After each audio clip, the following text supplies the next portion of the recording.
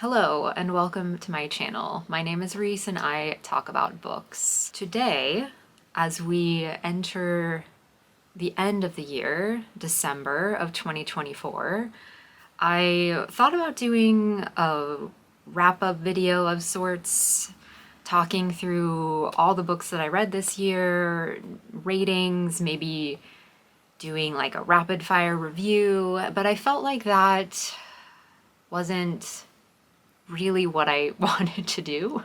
So instead, I decided I would pick my top some number of books, my top books, and read a little passage or a couple lines from each of them. Because ultimately, I just really want other people to read these books if they haven't already, or remember how much they love these books, or think something new about them. And so I could blab about them for a while, but actually, no, the more effective thing and the more fun thing for me, honestly, is to look back at some of my favorites from this year and pick some passages that really resonated with me. And I did that and I had a lot of fun. So I'm going to share all of that with you today.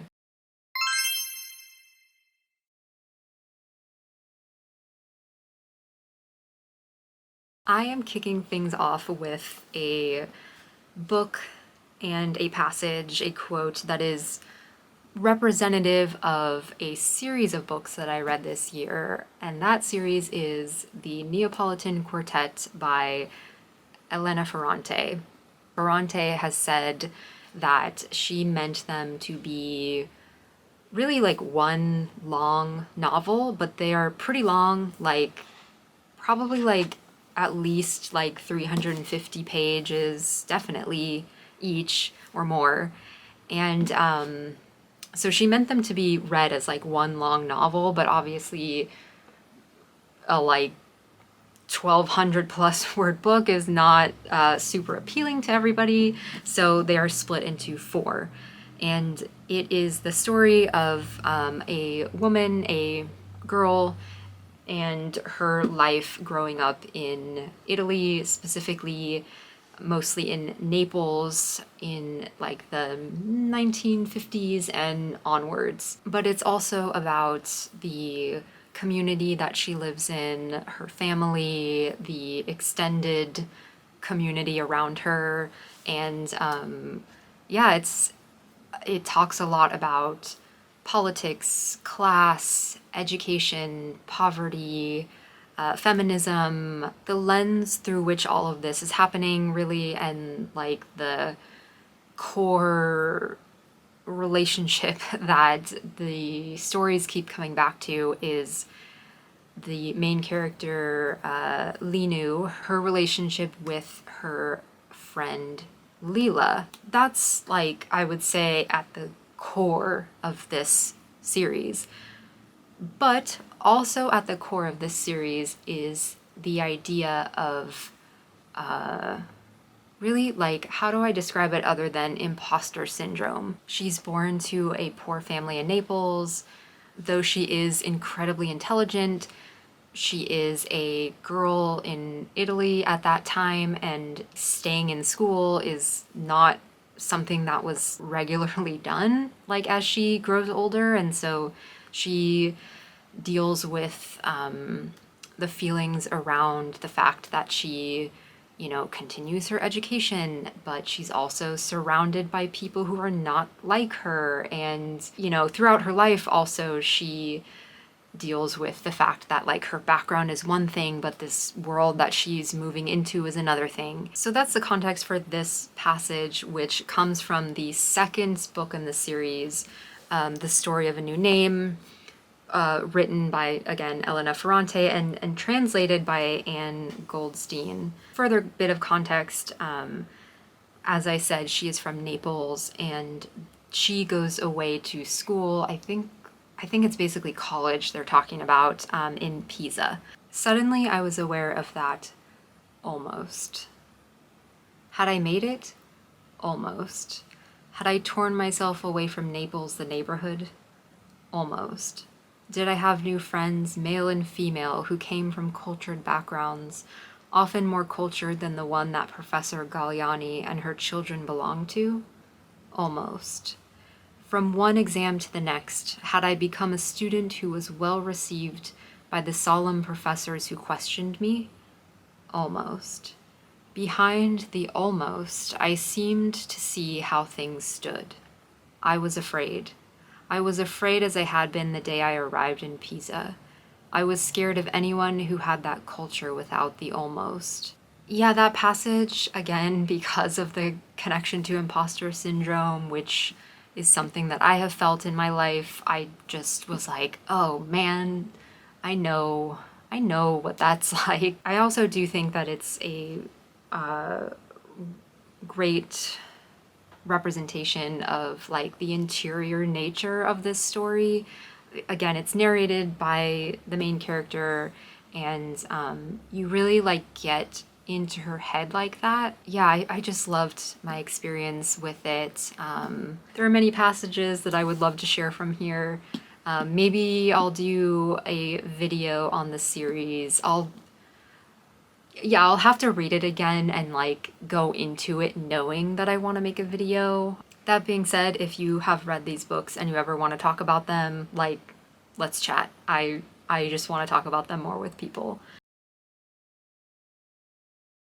Next, we have The Cost of Living by Deborah Levy. On the cover of this book, it says a working autobiography. It's also described inside as a modern manifesto on the politics of womanhood. This memoir is about her writing practice, her building a life after a divorce, and kind of a reckoning after the death of her mother. I love that in this book, I think none of the men mentioned in this book have names, and all of the women have names. So she just kind of describes the man as like Claire's husband, or, you know, and she's making a great point about how women are often unnamed and are only known as such and such person's partner. This was the first of her books that I have read.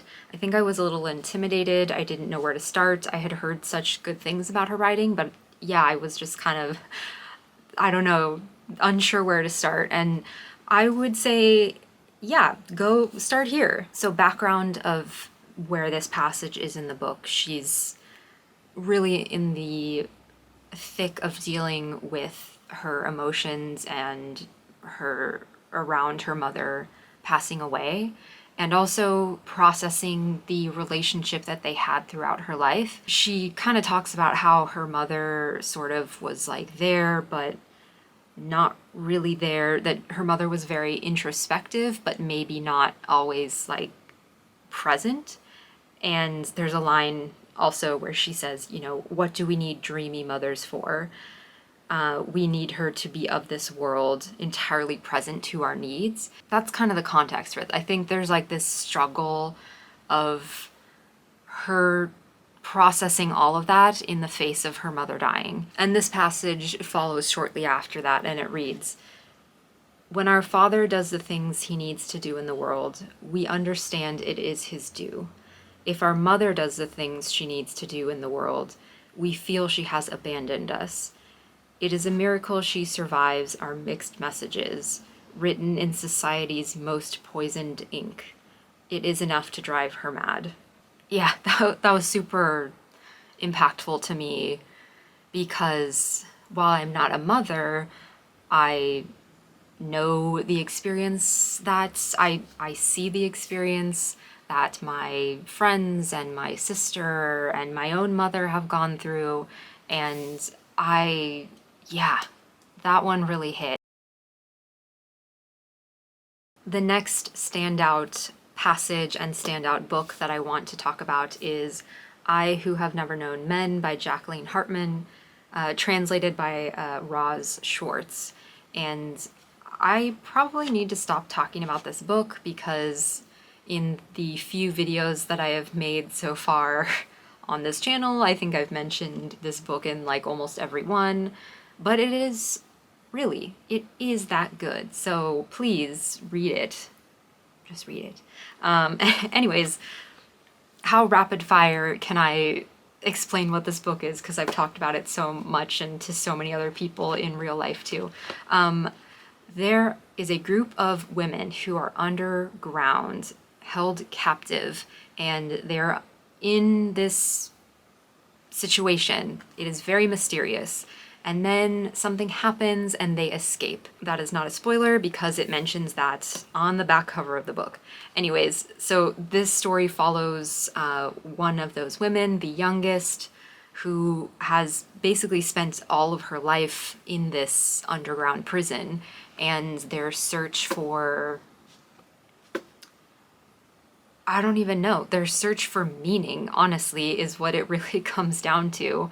The deeper context that I want to give for this passage is, from the first page, you are aware that you are reading or being told a story, you know, a recounting of what has happened. I'm going to read a little kind of abridged version of this. If someone spoke to me, there would be time, the beginning and end of what they said to me, the moment when I answered, their response. The briefest conversation creates time. Perhaps I have tried to create time through writing these pages, but if that person comes, they will read them and I will have a time in their mind. They will have my thoughts in them. The reader and I, thus mingled, will constitute something living. That will not be me because I will be dead, and will not be that person as they were before reading, because my story added to their mind will become a part of their thinking. So that resonated with me because I think about that all the time. I write to express things, but I also write because something that I do impacts somebody else. That is just such a perfect encapsulation of that feeling for me. And so the book is great without that passage, but because that's in there, and because of like the layers of like I am connecting with this writer, and it's like this just, yeah, I what a great book. I would love to read more from her, and I would love for you to read this book if you haven't already. All right, moving on. The next book is Beautyland by Marie-Helene Bertino. I created a little review video on this book. I will probably put it in the description. This was probably my favorite book I read this year. There's no other way to describe this. This is the story of an alien who is born on this planet as an Italian American girl from North Philly. And we see her grow up and we watch her life, and she's an alien. I don't know. She's an alien who has a mother, of course, but she's communicating with her alien community via fax machine. I enjoyed so much about this book, but a standout for me, a standout of the standout that is this book, is everything about Adina, who is our main character, everything about her childhood. It was just written so well and is so funny and so, like, yeah, just a time and a place in the 70s, 80s, that kind of vibe. It just was amazing. And I share all of that to give context for this passage, which is after Adina has just found out about Carl Sagan, and she is writing to her alien superiors to tell them about him. She says, Carl Sagan is a polarizing astronomer who wears natty turtleneck blazer combos and has been denied Harvard tenure for being too Hollywood. He says human civilization is so far behind that if extraterrestrials were to make contact, they'd have to speak slowly. Is that why you sent a fax machine? Is that why you sent me here instead of somewhere like New York City? He says Voyager 1 launched a cosmic message in a bottle into the universe. He's looking for us. This statement does not convey the wealth of joy this brings. She adds, he believes in me. And then the response is written. Even the squeaking tumbler sounds disinterested when the reply arrives. Yes, we know about him and his turtlenecks. I laughed out loud, like really loudly, when I read that in public. Anyways, in my review of this book, I read one of the more like tender and honest passages. So in this one, I wanted to pick one of the funny passages. And what better way to follow up Beautyland than with the book Parakeet, also by Bertino, same author. Parakeet is the story of a woman who is about to get married, and she is suddenly visited by her dead grandmother, who comes to her in the form of a parakeet and sends her off on a journey to find and reconnect with her brother, whom she hasn't seen in a while. And I don't want to give too much away outside of that. Really great story, really great writing, really great everything. There were a lot of passages that I had marked in here, but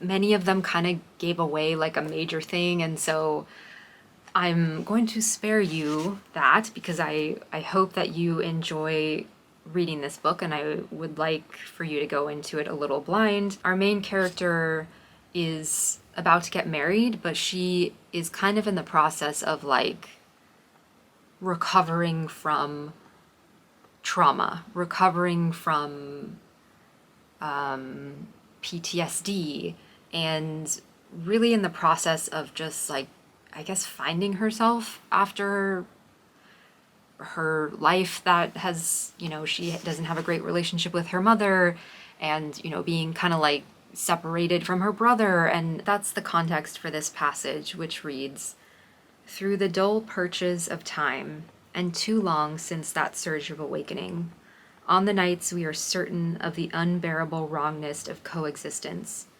the birds get in. Tiny, inconsequential shifts that put me in a new position from which I could see unexpected vistas or be approached by unlikely people. One shift leads to another as you make room for yourself again and again. I readjusted several times over the course of years to allow myself to arrive. Yeah, that line of one shift leads to another as you make room for yourself. Yeah, I don't know how else to describe like that. Just sums up like the process of change and growth, and yeah, I mean, the shifting that happens, is so good. It's so good, and it's such a great snapshot of like what the writing is like in this. If the passage I read from Beautyland shows Bertino's humor, this passage shows like the other side of her writing, which is like these wonderful, beautiful observations of life. And yeah, so I think you should read Parakeet. All right, I said there would be nonfiction in this list, and here we are, another nonfiction book. This is American Bulk, Essays on Excess by Emily Mester. I was introduced to this book because it is the December book club pick for Sunny's Books out of Yuma, Arizona. I'm about 2/3 of the way through this book. I am really enjoying it. Though I have not finished, I can say this is in my top books I read this year.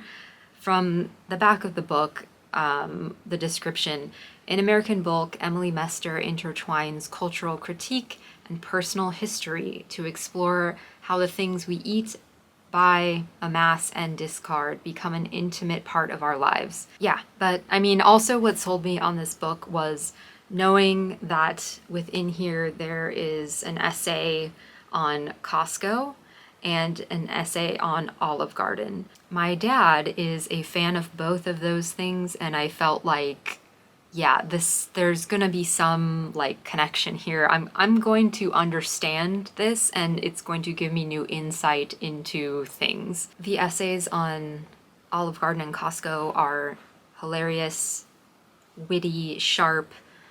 I loved those, but the passage that I'm picking is from a different essay, and I think it does a good job of illustrating how well of a writer Emily Mester is. So I'm picking this also because I feel like if you are drawn to the Costco and Olive Garden part of it all, you're probably gonna read this book because you're gonna be like, oh yeah, that's funny. But if you are not drawn to those for some reason, I will convince you to read this book from this passage. Context for this is Mester is in high school and her parents send her to fat camp to lose some weight. So small trigger warning, I suppose, if that might be something that you don't want to hear about. So it reads, as the sun set each night, we would head together up the hill to dinner, luxuriating in the feeling of being clean and warm and damp, our muscles exhausted, but loose with the pleasure of it, our hair curling at the nape and lightly perfumed with apple-scented shampoo. As I fell asleep, I'd idly stroke my stomach or my upper arm, squeezing the fat gently like a fruit I'd just picked. In the dark like that, it felt lush, supple, a type of silk you could eat. According to camp lore, your fat would feel squishiest right before it disappeared. And so we touched our own bodies tenderly, searchingly, hoping, for the first and only time, to find softness. Yeah, so that made me a little emotional. I guess if you've ever dealt with your weight, at any age, I feel like that, I don't know, that really resonated with me, and I found that to be so beautiful. And I guess I'm kind of jealous of her as a writer because I wish I could write like this. And I don't want to say I never will. I think I'd have to work really hard at it, and I don't know if I have the gumption to work that hard on nonfiction essays like this. Yeah, this is her first book, which is so cool, and I am so excited to read more from her. Next passage that I'm going to share with you, second to last on my list this year, is Invisible Cities by Italo Calvino. I had heard about Calvino from, various sources. I had this book sitting on my shelf, but what prompted me to read it was a friend of mine who said, I think it's one of his favorite books, I guess. I don't know. Let's just say highly recommended book from a friend. Context for what this book is about. It is an imagined conversation between Kublai Khan and Marco Polo. Marco Polo is describing all of these cities that he has seen throughout his travels. Yeah, I was intrigued by the premise of this book. It's definitely different, and that recommendation from my friend was like enough to make me think I have to start reading this. I haven't gotten too far. It's a short book. But yeah, just because the way it's written, which is like these little like 2 or 3 pages that describe each city, for some reason it takes like a little bit more brain power to read than like just any other book. I think because after each city is described, I'm like I'm like, okay, what, like I'm trying to break it down instead of just like, you know, reflecting back on it later more. So let's read a passage from this book. Finally, the journey leads to the city of Tamara. You penetrated along streets thick with signboards jutting from the walls. The eye does not see things, but images of things that mean other things. Pincers point out the tooth drawer's house, a tankard, the tavern, halberds, the barracks, scales, the grocers. Statues and shields depict lions, dolphins, towers, stars, a sign that something, who knows what, has as its sign a lion or a dolphin or a tower or a star. Other signals warn of what is forbidden in a given place.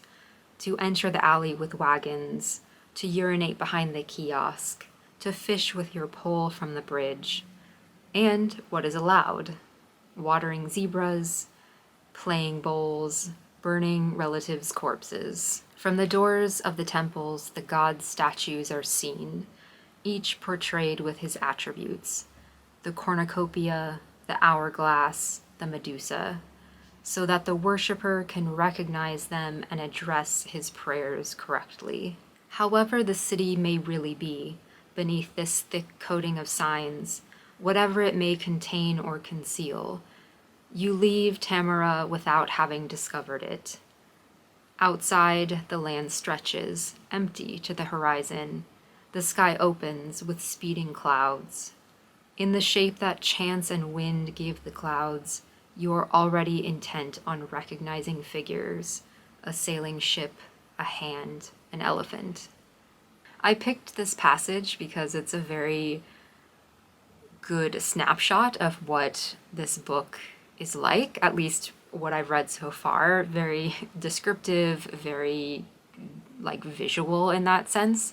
And I also picked this passage because to me, what it's saying is like, in this city, you're just seeing a bunch of basically like advertisements and symbols and signs, you know, like advertisements.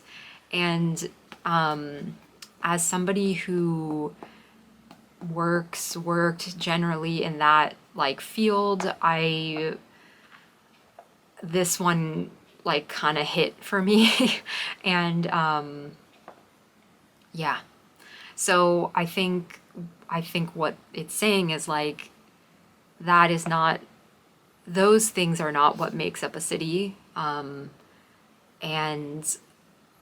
yeah, anyways, do you see what I mean about having to pause after each one and kind of pull apart what's being said? And like, yeah, I just want to know more, and I want to discuss it, and I want a college level course about this. Anyways, I don't know, maybe I'll make a video about it. And as I'm saying that into the camera, I am already thinking that that is a lot to take on, but I really have enjoyed my short time with this book and am excited to read more and share more with you. And now we come to our last passage and last book that I want to share in my top things that I read in 2024. And of course, this list would not be complete without a work by George Saunders, who is probably one of my top 3 writers at the moment. In my top 5 for sure, MySpace, I don't know. The book is A Swim in a Pond in the Rain, which is such a hard title to say. I don't know why, but it is hard to say. But the book is very fun to read. If you are interested in reading about reading and reading about writing and reading Russian short stories, because that is what this book is. There are a few Russian short stories in here that Saunders then breaks down and talks about what is going on in each of them, like the literary, writing, all of the things. And through that, you learn some great advice about writing and some great thoughts and observations about reading also. But I picked this up because I wanted to improve my writing, and I've definitely shared this in another video, but like I have so many like tabs that I've like, ooh, yes, gem, this is good, this is good. And so it was very hard to pick one, but I think I want to share this writing advice because it has stuck with me for the many months since I first read this earlier this year. The context of this book is Saunders is describing how we use words like theme and plot and character development and structure, and how to him those words are not very helpful in thinking about like writing structure and writing in general. And so instead he offers this advice. We might imagine structure as a form of call and response. A question arises organically from the story, and then the story, very considerately, answers it. If we want to make good structure, we have to be aware of what question we are causing the reader to ask, and then answer that question. And a little light bulb flipped on in my head when I read that. It takes away all of those things like, yeah, plot, character development, blah, blah, and it's just like, actually what you are doing is creating a situation that needs a resolution. And that is also on the like macro level of your story, of your chapters, of your, you know, character arc, but then also on like the micro level of like something happens and then what has to happen for your reader to feel satisfied. Is this passage only meaningful to writers? I would argue no, because I think like if you're reading a lot and if you enjoy the process of reading, you might also be thinking about why certain things resonate with you when you're reading. And maybe some of that is like, yeah, you have expectations when you go into something, and a good story will meet those expectations. And yeah, so I wanted to close out this list with that quote because I felt like, yeah, what a perfect way to talk about why books and why passages resonate with us, why they are meaningful, why they are good in our own eyes and opinion. Hoping I convinced at least one person to read one of these books. And yeah, happy reading, and I will see you in the next video. Thanks. Bye.